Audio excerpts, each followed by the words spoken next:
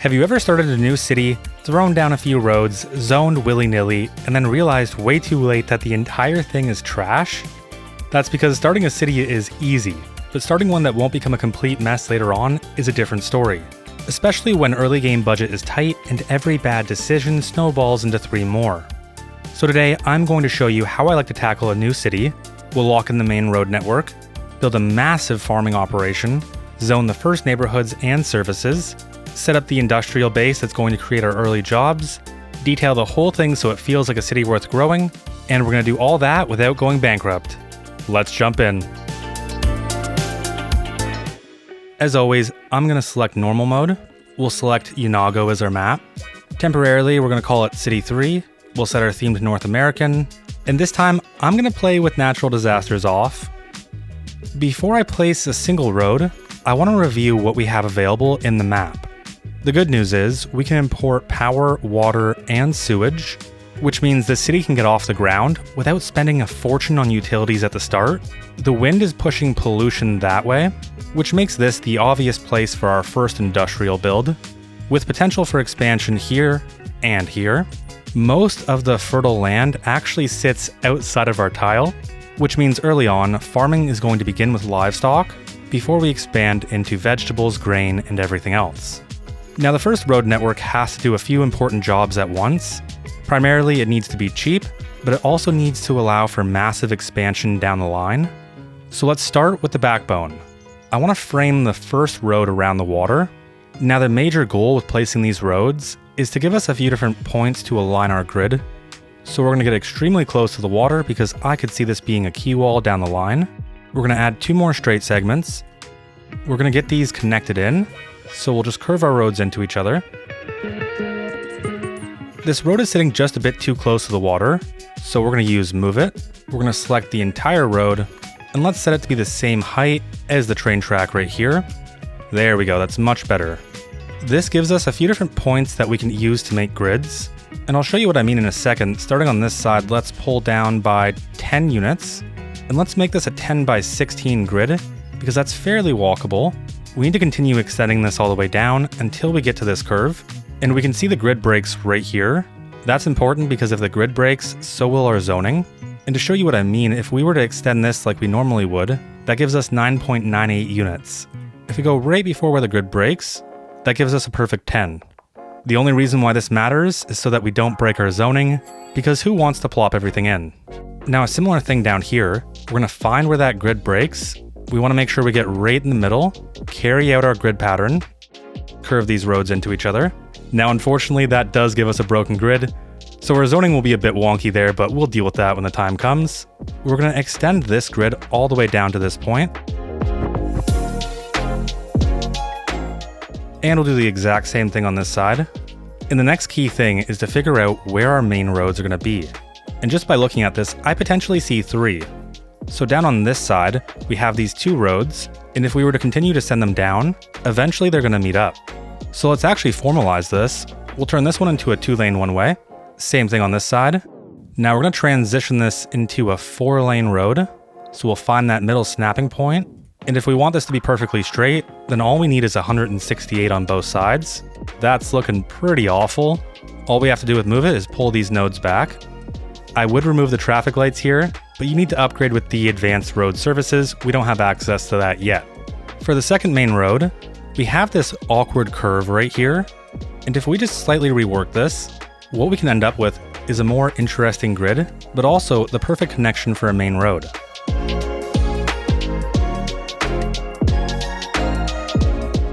The last main road I see would serve our industrial sector. We're going to pull from this road. First, let's upgrade it to a 4-lane road. And now I want to follow the same curve as this road. There's just 2 more things that we need to do in order to get a slightly more interesting grid. So let's start right here. We're going to continue our grid pattern to right about here. And now we want to vary this up, so we're going to snap onto this road. I'm going to eyeball this angle so that they roughly connect up once we build out our grid. So we'll do 10 by 16. And like last time, we're going to continue building this out.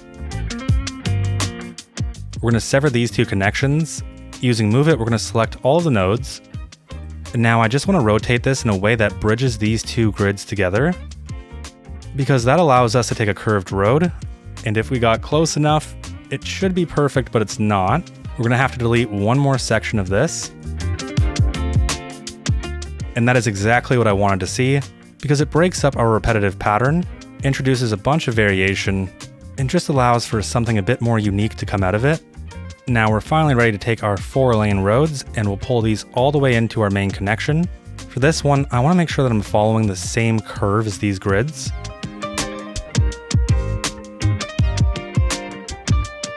So now we have 3 main roads. We have Underhill Street, Camberwell Street, and Pinehurst Street.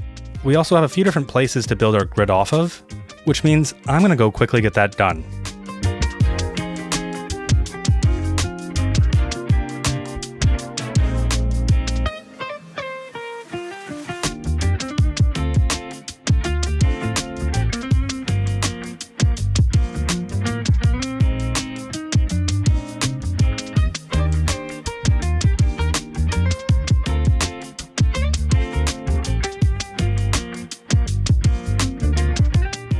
Alright, and here is our grid.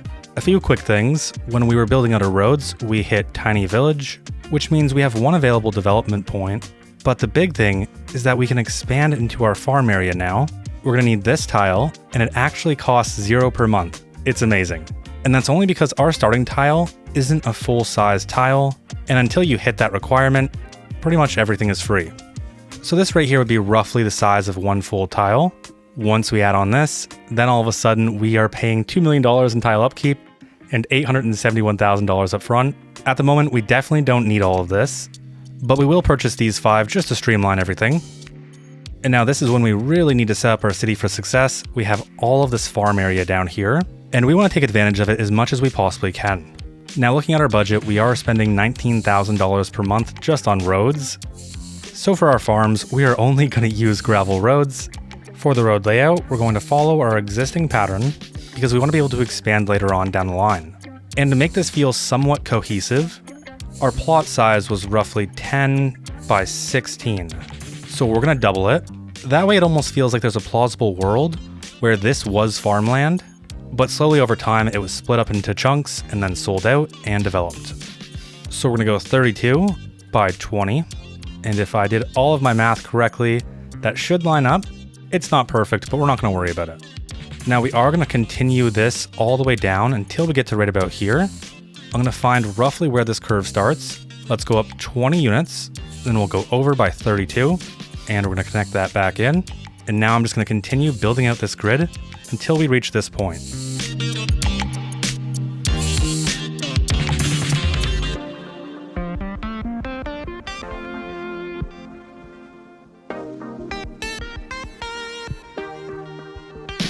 And for now, this is where I'm going to leave our dirt roads and our normal roads.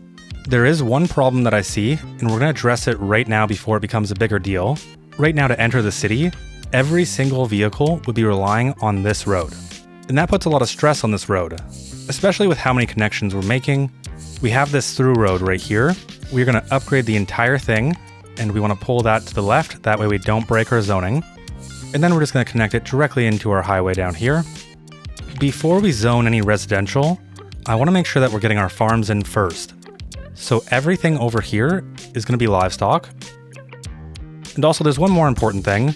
Just because we drew this grid doesn't mean that we have to follow it. For example, we can chop these roads off, which is going to give us more space for our farms to exist. There really isn't too many resources available here. So I'm going to place another livestock there and one more here.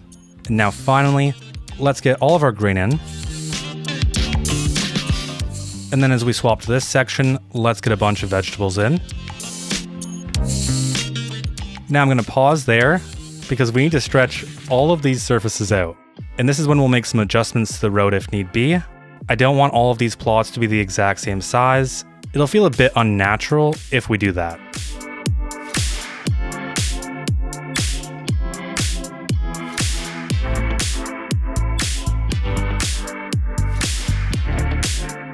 There is one more thing that I need to do with these farms before I can leave it alone. Right now the surface is bland. It's basically just the same everywhere. So what we're going to do is we're going to cover them with these surfaces.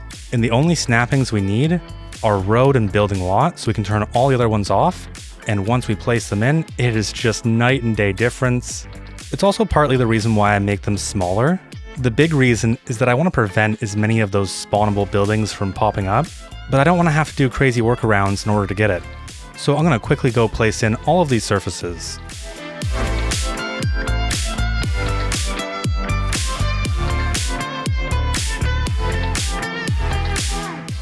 At the end, if we have enough money for detailing, I want to go through and put a bunch of trees around these properties.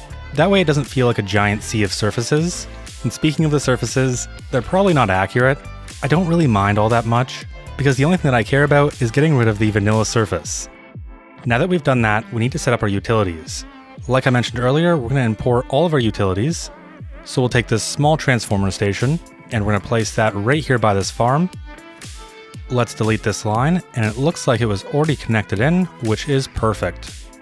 Which means all we have to do is connect a few of these roads into the sewage network. Because we've hit Tiny Village, we also unlock healthcare, death care, and waste management. We're not trying to speedrun bankruptcy here, so the only service I care about right now is healthcare. There's really only two options: the small medical clinic or the Netherlands small medical clinic. So the vanilla small medical clinic has an upkeep of $10,000 to $23,000 per month. The Netherlands small medical clinic has the exact same thing, except for one ambulance, but the upkeep is anywhere from $7,500 to $62,000 per month. That is a massive difference, and for the start of this city, it could mean the make or break. Now, because we're only going to place one, we really need to keep this somewhere very central. And that really leaves us with one spot: Coldwater Street and Cedar Street. These are both through roads, and they have access to the overall grid. So we're going to position this building right on Mistwood Street, and now we just need to go through and do a whole bunch of zoning. I really just want to get all of the residential in first, then we can worry about commercial, and then we'll worry about industrial. In Plop the Growables, I'm going to disable lock building levels when plopped. What this will allow me to do is to place level 1 residential buildings, but they're still able to level up, and that's the beauty of it. Anything fronting a 4-lane road is not going to have any residential zoning on it, because these are places that I want to save for commercial or office. These bigger lots will be for city services, government buildings, or anything like that. Down over here is where we're going to have our industrial, which is why I've left the grid a little bit loosey-goosey. Now, with all of that said, I'm going to plop in some low-density residential, because in my opinion, that's how a city should start.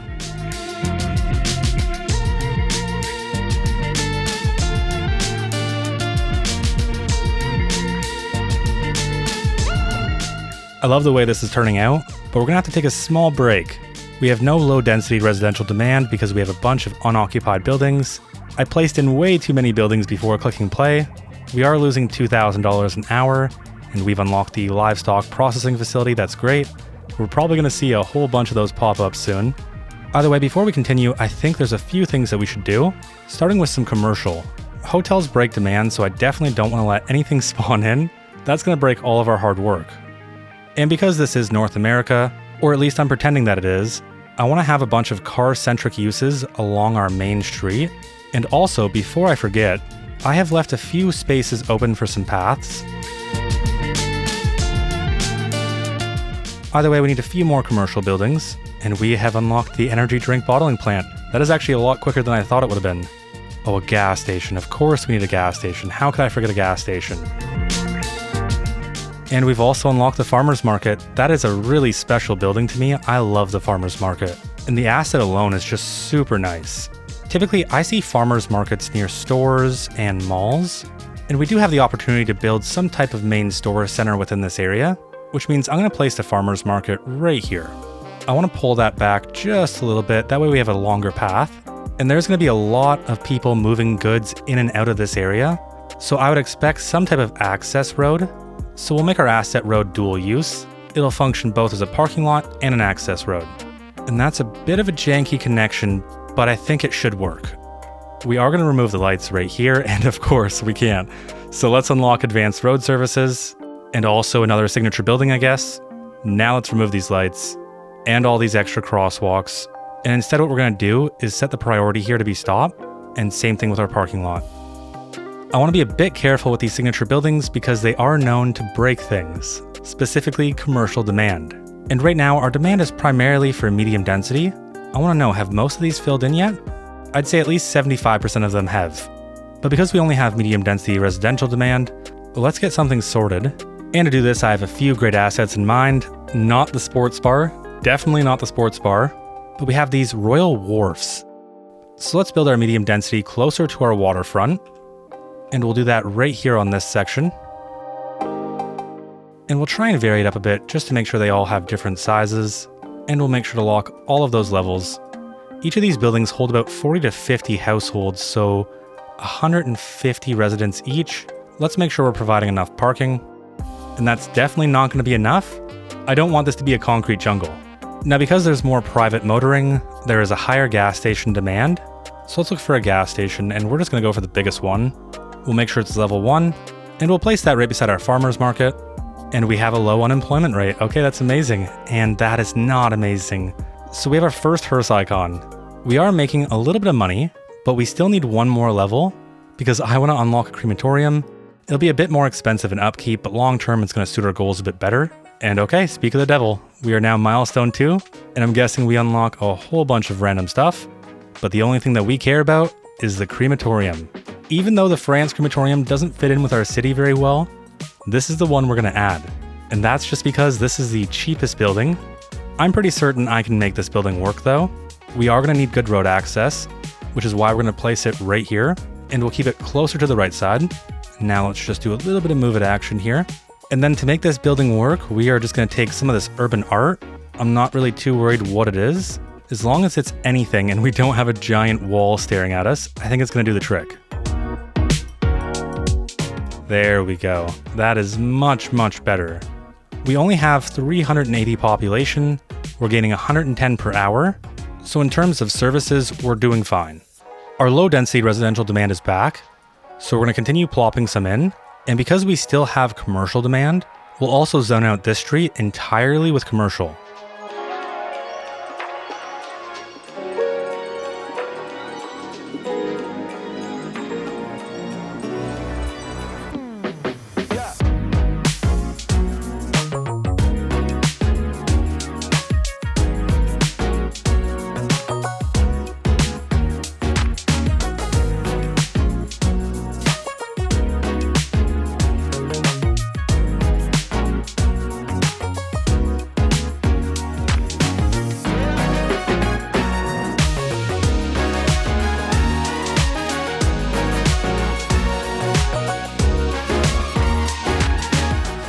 We can't do any commercial because right now we lack any local demand. We only have demand for hotels, and hotels are completely banned. It seems like it just updated, so now we have a high unemployment rate. That's a bit unfortunate, but it's also an opportunity. An opportunity to ignore all of these crime scenes and instead get to work on some industrial. Initially, when I envisioned the industrial area, I imagined that we'd probably have ships coming through. But after taking a closer look at this, it just doesn't seem like there's enough clearance. Which means they could come through from this section, but then they'd have to loop back around, and it almost just feels a bit unnecessary. So I think what I really want to do is get most of our industrial near this area. But that's more of a later date thing. Let's focus on what we can do now. So we have 248 tons of grain, we have 346 tons of livestock, 198 tons of vegetables, and apparently an 829 ton concrete deficit, and it's the exact same thing with timber as well. That's because they use those materials to level up their buildings. We can't do anything with that, but we can take advantage of our grain, vegetables, and our livestock. So for the time being, I'm going to focus most of our industrial within this plot, starting with the livestock processing facility. Let's get that placed in right here. Our energy drink bottling plant requires vegetables. It's going to be another great fit for this area. We're going to place that in right here. We are now a grand village. And we also unlock a bunch more signature buildings. Like I was going to say, I want to give these buildings a bit of setback from each other. And I also need a custom road. We're going to increase the width on this alley up to 4 meters on each side. And we're also going to increase the shoulder up to 2 meters. We're going to call this a wide alley. And now snapping onto the middle of this road, we're going to send it directly in. Now we'll connect in our livestock facility and also our energy drink bottling plant. Next up, we have our cereal mill. Let's extend this road a bit further. Temporarily, we're going to place our cereal mill on this road because I want to flip this around and have it front this one instead. And then it looks like there's a potential connection right here. I just want to confirm it. And yeah, there is. So let's extend this road down a tiny bit. And now I just want to position this building where all of the connections are working. And that is perfect. This building has 34 employees, this one has 46, and this one has 42. And it looks like they all have upgrades. So we have our boxing, shipping, and sugar. I do want to add it on, but if we're gonna, I want a second version of the main building, just like that right there. It feels a little bit more complete seeing this. The last building we have available to us is our dairy house. I'm gonna place it in right there, and that's only because I want a little bit of room for parking. We're gonna use the modern retail parking lots because they do not cost anything for upkeep. I want to rotate this one so that we don't have a road connecting into here, but so we can still make that connection, we'll do something like that. Of course, this is way too nice. We have all this dirty industrial in this beautiful parking lot. We need to do something about it. Let's start by replacing this concrete surface with the riverbed texture, and we're going to pull that all the way through. And because we can't delete this line, our only option is to throw some decals on top of it. And that's good enough. I can live with that. It doesn't have to be perfect. Then let's use this large stain with the grid tool. We'll increase our spacing variation, same with our offset, and we'll just spam this bad boy in. And that right there is much better. The trees might be a bit overkill, but I think it's fine. This building also has the upgrade for the shipping and receiving department. Let's get that added on as well. And you know, the more I think about it, the more I think we should move this building over a bit. And the reason why I say that is because now we can take a very big industrial building, and we can plop those down right here, bring them together so they feel like one building, and then just finally connect them in. Now we can add a few smaller manufacturing businesses. There is one mistake that I've made over here. I want this alleyway to be visually distinct from the normal alleyway. Now there's no way that this is enough parking for all of these businesses. And we'll add in some more stain decals where necessary, which is pretty much everywhere because this area is way too clean. Another thing that I really like to do in these areas is either add in more concrete or just add in the riverbed surface over the entire lot. That way it doesn't feel like there's perfectly green, healthy grass here. There's clearly a few issues going on. Just because it's industrial doesn't mean there won't be a few trees. There is one really big important thing that we need to do. Right now, this is a giant cul-de-sac, which means we'd be funneling all of our traffic through this one road. So let's add in one more connection and we'll make that right here. And because there's going to be lots of heavy trucks, we're going to make sure that we're making this turn nice and smooth. And we're also going to remove U-turns. Then last but not least, we do need a little bit more parking, I know. Let's make this one very quick. We now have a dirty, somewhat realistic feeling industrial sector. There's definitely going to be a lot more expansion to come, but I'm pretty happy with this. What I'm also really happy with is we have unlocked the district creation tool. So let's see how many jobs this district is providing. 279, that's honestly not as many as I thought it would have been. It's fine though, given that that's almost, 10 to 15% of our population. And things are not looking very good. We're back up to our million, which is what we started with. We're making $8,327 per hour. Let's add in some basic services, starting with a small police station. Again, we need this to be somewhere central, and there's lots of crime happening here, so this seems like a pretty good spot.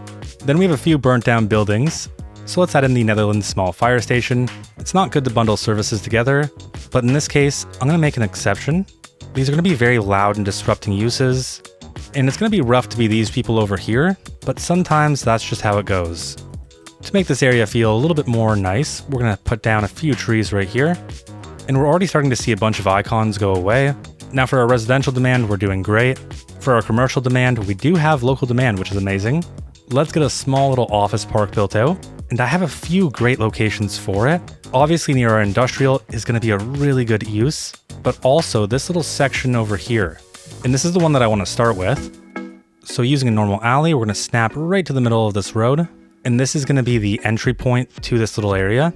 And then I just want to find the biggest, most obnoxious buildings, which are these ones, pretty much perfect. Temporarily, I'm going to place that on this road. And now let's run an alley behind it. We'll do the same thing on this side, because now we're going to rotate the building around. Let's get 4 of these buildings. Let's cap this off the cul-de-sac. And we'll just make sure to run a nice little path. For the office park over here, I could potentially imagine these being some type of head office for these businesses, which means I don't really want to complicate this too much. We have hit milestone 5. We are now a tiny town. We get a bunch of money, which is amazing. The Platinum Center, a bunch of different signature buildings as always. And for the meantime, we are going to continue to ignore most of that stuff. To finish off our office park, we'll have 2 of these buildings pushed together, pulled back a bit, and then we just need a few trees. Our total population is 1,900. We have 1,400 jobs. We have 0.3% unemployment. That's pretty good. The majority of our population are all adults. We're making $7,000 per hour. So we're going to do some very careful expansion. Let's start off with an elementary school. And I see the perfect spot. That's going to be right here. There's 2 upgrades. We don't need the extension wing and we don't need the gymnasium, but we do need everyone's favorite thing. And that's just a little bit of parking for the teachers. It's not much, but it would be enough. This is an elementary school, so I am going to fence off this entire lot. My reasoning for that is I want to make sure that the children would be able to play in this field without having to worry about getting hit by a car.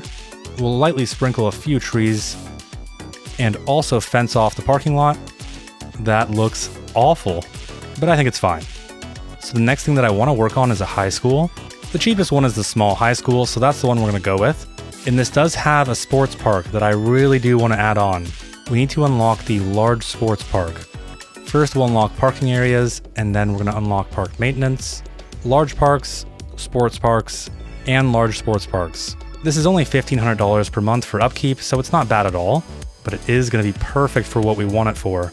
I want to keep all of this within the same field. We're going to have to delete this road. And we need enough space from these houses because this would be pretty noisy. This is looking a little bit rough. We are going to do some work, but primarily we're going to do that work during the detailing section. So now we have healthcare, death care, elementary schools, high schools, fire, police. All we're missing is transit, parks, post service, and telecom. Before we add in any more services, we should probably expand our population. And closer to our water is where I want to get more of our medium density in. We want to make sure that we're gradually building up though, which is why I love the Sapphire. We're going to place 4 of these on the corner and then just run some parking in between them and get rid of all the crazy stuff that is happening here. We have the Atrium Residence and we have the Easttown Apartment. I love both of these assets. For the Easttown Apartments, I'm going to position it like this because that gives us enough green space to place a few trees around here. And it fits like a glove. The Atrium Residences is going to be our biggest building. We won't have this building directly on our waterfront, but we will have it close to it. That gets rid of all of our low and medium density demand. We're definitely not ready for high density. We still have demand for commercial, industrial, and office. Let's build out an office section right here. And there's not really going to be a good fit here, so let's just throw in a park. Now to finish these 4 plots out, we're going to use some southwestern residential only. Until there's a confirmed fix that mixed use won't break demand, I won't even touch these.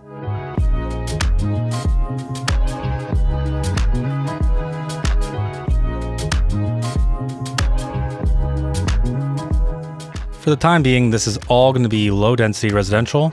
We don't have the demand, so hopefully it fills in soon. Same thing down here. And then I want to check to see if some southwestern low density commercial will spawn here. And it indeed will. But this is when we'll transition to northeastern. We'll have a bit more low density residential here. And I don't know about you, but this spot right here to me looks like a park. I'm going to get distracted for a second. Let's add in the circle park and make a few connections. And what I really love about this map is because it has a custom grass texture, I really don't feel the need to spam this grass surface everywhere. In fact, I think the custom grass texture actually looks a lot nicer. Amazing work to Shane Builds. I've removed all of the zoning from the side streets because I want to focus all of our zoning on these roads. And we're getting close to having everything filled out. It's mostly this section down here now. The pollution in this game can be very harsh, so let's just check this one more time. Which way is the wind blowing? It's all blowing that way. So theoretically, aside from ground pollution, we could zone residential right here. And the ground pollution isn't too bad. As long as it doesn't spread anymore, we should be in a good place. So with that, we're just gonna zone a bunch more residential here. While we wait for everything to fill in, there is one important thing that we need to do. We're gonna use this key wall and put it on the entire outside of this road. There we go, that's much better. And now the water will slowly fill this in, and it's gonna look really nice. The only spot I have an issue with is right here, so we'll just smooth this out a bit.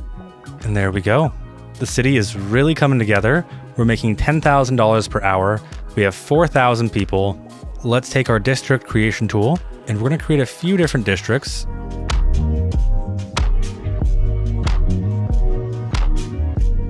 Okay, that gives us Beechwood Mills, Beechwood View, Primrose Croft, Parker Meadows, and the farms are Birdsong Grove.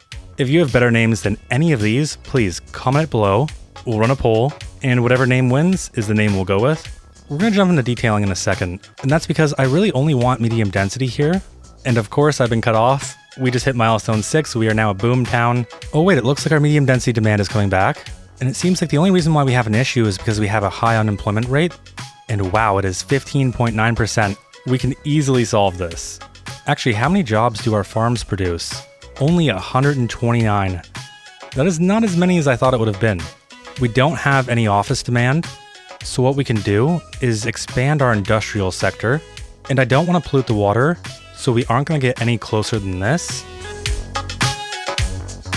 These extra buildings have brought it down to 12%, which still isn't good enough. And what is going on here? It's just the same building on repeat.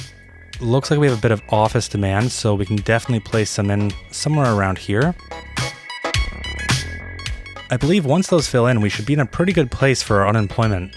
The big issue with office is we don't have the right education pipeline set up in order to sustain it, so we'll definitely need some improvements there.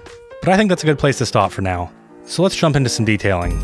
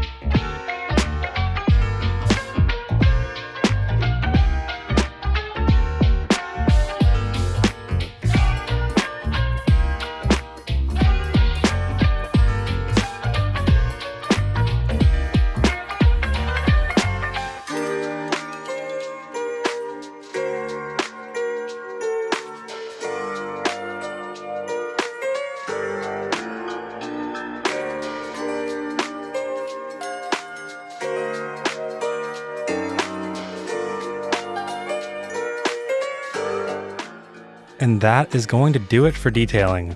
Lots of trees, lots of green space. We will come back and fix a lot of this up, but we'll do that once we have way more medium density demand. Aside from all the crazy sub-buildings happening with the farms, I think this turned out really, really nice. And I'm excited to see where it's gonna go. If you made it this far, thanks for watching. Today's shoutouts go to Jake Hill, Gary Key, Deku, Middleveen, Michael Mills, Evan Aird, Henry Volpel, Justin, and to everyone else. I cannot say thank you enough. For sneak peeks, save files, and much more, you can join us over on Patreon or YouTube. And other than that, I'll see you in the next one.